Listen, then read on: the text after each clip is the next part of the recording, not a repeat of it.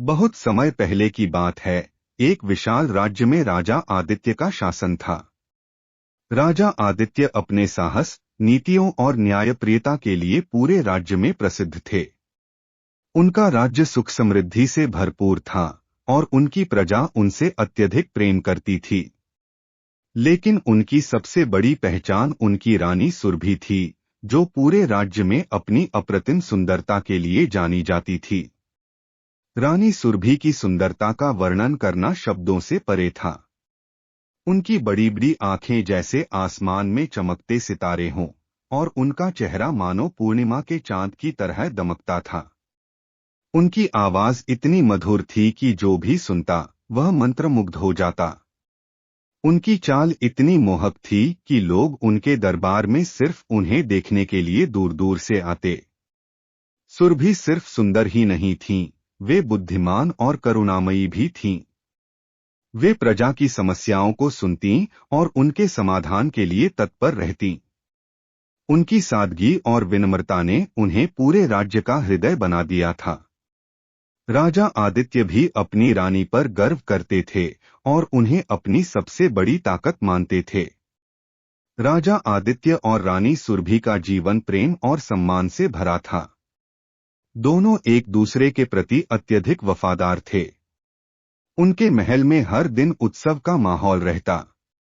राज्य के मंत्री, दरबारियों और सेवकों के बीच भी रानी का आदर था। लेकिन समय का चक्र हमेशा स्थिर नहीं रहता। एक दिन पड़ोसी देश के राजा विक्रम का आगमन हुआ। राजा विक्रम का राज्य बहुत दूर था और वे व्यापार के सिलसिले में राजा आदित्य के दरबार में आए थे। राजा विक्रम एक अलग ही व्यक्तित्व के स्वामी थे। वे आकर्षक, बलिष्ठ और बेहद चतुर थे। उनका व्यवहार मित्रवत था, लेकिन उनकी आंखों में हमेशा एक रहस्यमयी चमक होती। जब वे राजा आदित्य से मिलने आए तो उनके दरबार में उनकी प्रशंसा के पुल बांधे गए। दरबार में रानी सुरभि भी उपस्थित थीं। जैसे ही राजा विक्रम की नजर रानी पर पड़ी, वह क्षण भर के लिए ठिठक गए। सुरभि की सुंदरता ने उन्हें सम्मोहित कर लिया। उन्होंने तुरंत अपनी प्रशंसा व्यक्त करते हुए कहा, महारानी, आपकी सुंदरता देखकर तो लगता है कि स्वयं प्रकृति ने अपना सर्वश्रेष्ठ कार्य किया है। रानी सुरभि ने विनम्रता से धन्यवाद दिया, लेकिन राजा विक्रम की आंखों में जो लालसा थी। अब आप आगे सुन। वह उनके अनुभव से छुप नहीं सकी। राजा आदित्य ने इसे सामान्य प्रशंसा समझकर ध्यान नहीं दिया। धीरे धीरे बढ़ती नजदीकियां राजा विक्रम ने व्यापार के नाम पर राज्य में रुकने की अनुमति मांगी और राजा आदित्य ने उन्हें ससम्मान ठहरने की आज्ञा दी। राजा विक्रम ने धीरे धीरे रानी सुरभि के प्रति अपना आकर्षण दिखाना शुरू किया। वे अक्सर उनसे बातें करने की कोशिश करते और उन्हें विशेष उपहार भेजते। रानी सुरभि, जो अपने पति से अत्यधिक प्रेम करती थीं, शुरू में राजा विक्रम की हरकतों को नजरअंदाज करती रहीं। लेकिन समय के साथ राजा विक्रम की चतुराई और मीठे शब्दों ने सुरभि का ध्यान खींचना शुरू कर दिया। रानी सुरभि के मन में एक द्वंद्व शुरू हो गया। उन्हें राजा विक्रम का स्वभाव और उनके शब्द आकर्षित करते थे, लेकिन वे जानती थीं कि यह उचित नहीं था। उनके हृदय में राजा आदित्य के प्रति प्रेम था, लेकिन कहीं न कहीं राजा विक्रम के व्यक्तित्व ने उनके मन में हलचल पैदा कर दी। क्या यह हलचल प्रेम थी या केवल आकर्षण? रानी सुरभि खुद भी यह समझ नहीं पा रही थीं। भाग 2, बढ़ती नजदीकियां और भावनात्मक संघर्ष। राजा विक्रम धीरे धीरे रानी सुरभि के जीवन में अपनी जगह बनाने लगे। उनका आत्मविश्वास और मीठे शब्द रानी के मन को विचलित करने लगे। हालांकि रानी सुरभि ने हर बार अपने आप को यह समझाने की कोशिश की कि वे अपने पति राजा आदित्य से अत्यधिक प्रेम करती हैं, परंतु राजा विक्रम के व्यक्तित्व का प्रभाव उनके विचारों पर गहराई से पड़ने लगा। राजा विक्रम न केवल आकर्षक और प्रभावशाली थे, बल्कि वे बेहद चालाक भी थे। उन्होंने यह भांप लिया था कि रानी सुरभि अपने पति के प्रति निष्ठावान हैं, लेकिन उन्होंने यह भी समझ लिया था कि रानी का कोमल और संवेदनशील दिल धीरे धीरे उनकी ओर झुक सकता है। राजा विक्रम ने रानी को खुश करने के लिए हर संभव प्रयास किया। वे उनके पसंदीदा फूल भेजते, उनके गुणों की खुलेआम प्रशंसा करते और उनके साथ गहरी, अर्थपूर्ण बातचीत करते। हर शब्द और हर उपहार के पीछे उनका मकसद था। अब आप आगे सुने। रानी के दिल में अपनी जगह बनाना। रानी सुरभि का मन विचलित था। राजा विक्रम के शब्द और उनकी उपस्थिति उन्हें आकर्षित कर रही थी, लेकिन उनके हृदय में राजा आदित्य के प्रति प्रेम भी कायम था। वे अक्सर सोचती, क्या यह केवल भ्रम है? क्या यह राजा विक्रम की चाल है, या वे सच में मुझसे कुछ महसूस करते हैं? महल में भी राजा विक्रम और रानी सुरभि के बीच बढ़ती नजदीकियों की फुसफुसाहटें शुरू हो गई थीं। दरबार के मंत्री और सेवक इसे देख रहे थे, लेकिन राजा आदित्य इस ओर बिल्कुल भी ध्यान नहीं दे रहे थे। वे अपने कामों में व्यस्त रहते और अपने सबसे भरोसेमंद मित्र राजा विक्रम पर पूर्ण विश्वास करते थे। एक दिन राजा विक्रम ने राजा आदित्य को एक भव्य भोज का निमंत्रण दिया। उन्होंने कहा, मित्र, इस भोज का आयोजन आपके सम्मान में है। मैं चाहता हूं कि रानी साहिबा भी इसमें शामिल हों।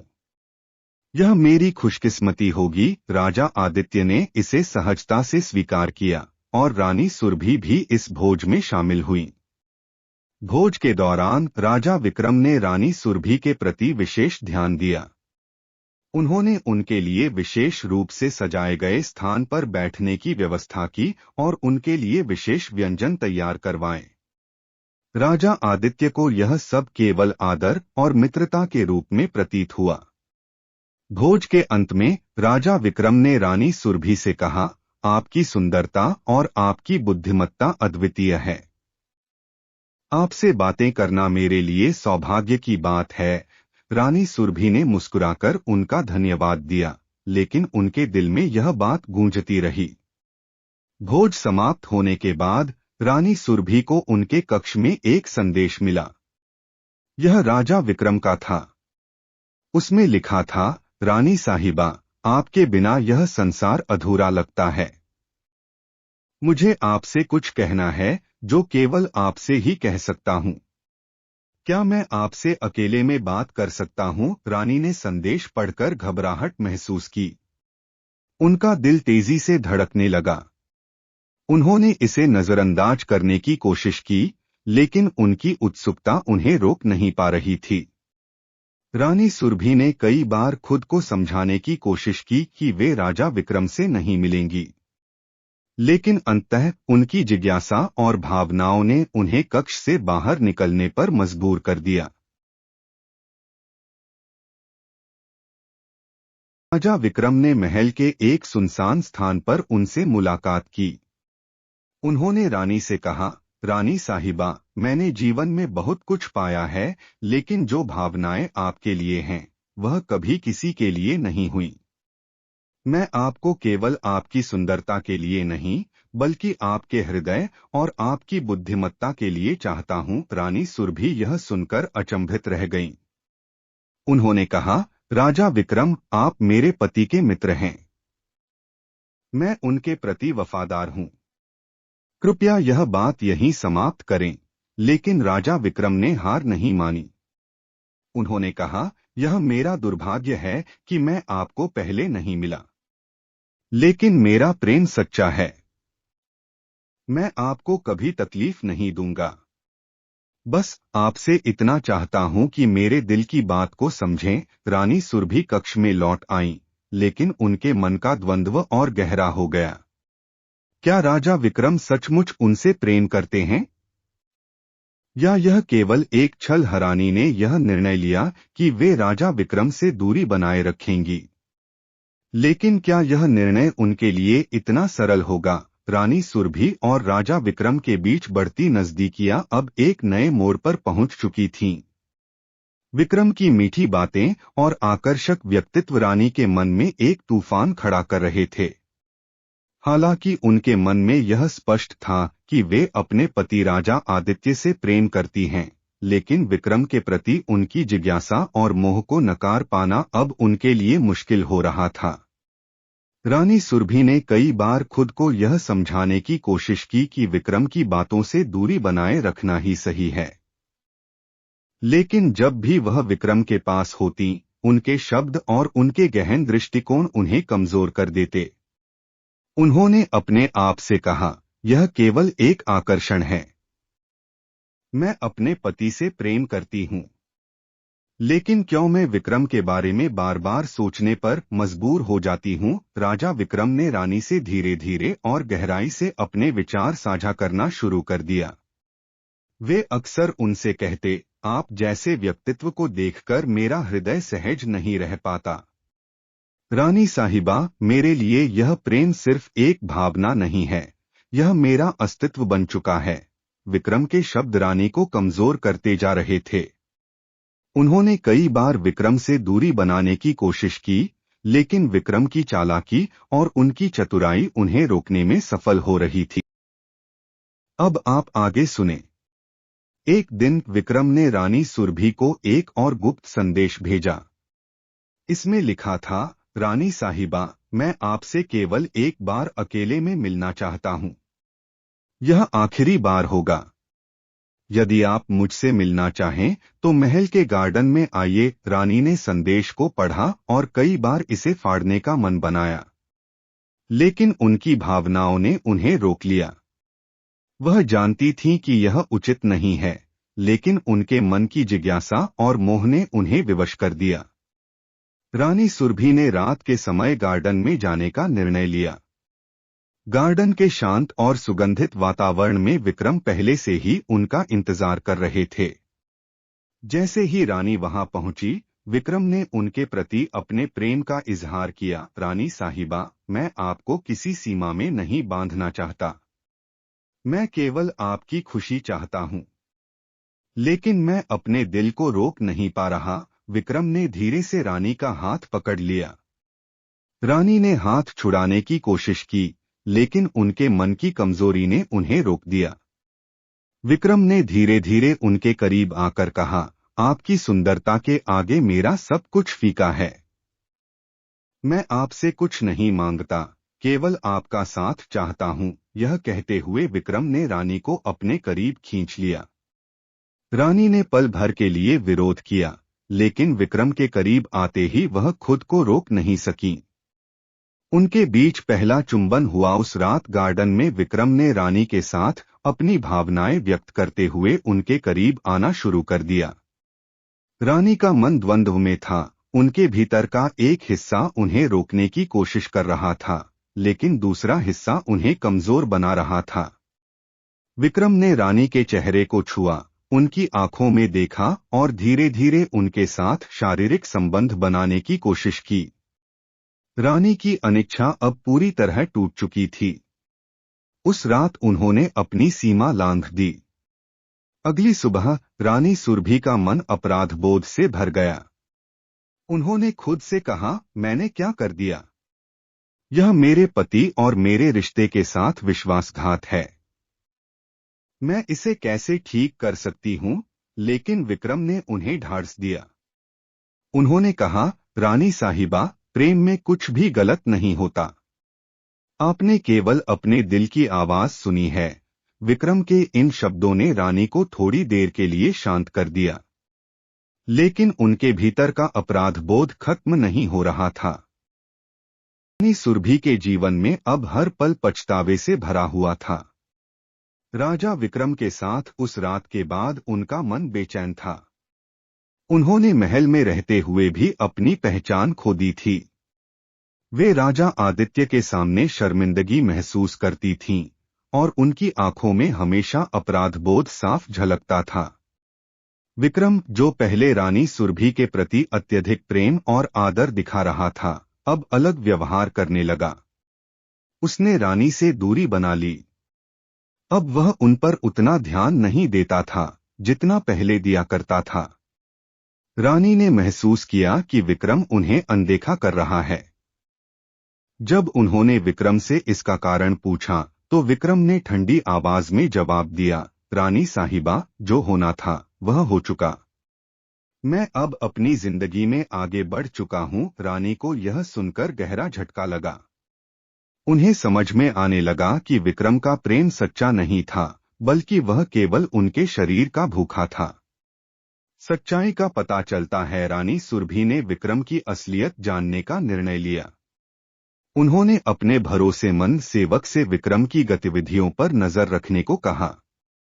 कुछ ही दिनों में सेवक ने रानी को बताया कि विक्रम महल की कई अन्य महिलाओं से भी इसी तरह के संबंध बना चुका है। सेवक ने कहा, महारानी जी, राजा विक्रम एक धोखेबाज व्यक्ति हैं।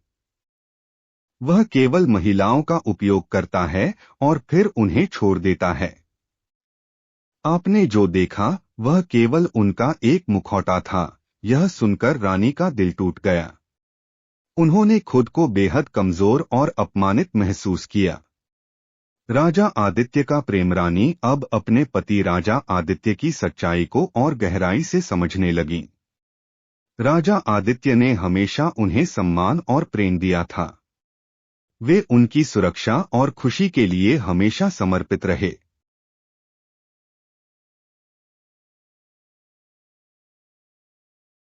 अब आप आगे सुने।